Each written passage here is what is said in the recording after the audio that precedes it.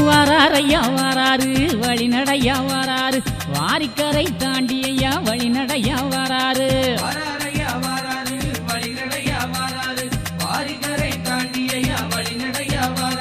மகரத்திலே உதித்து வந்த மாயவனார் வாராரு மாபாவ கலியளிக்க வைகுண்டராய் வாராரு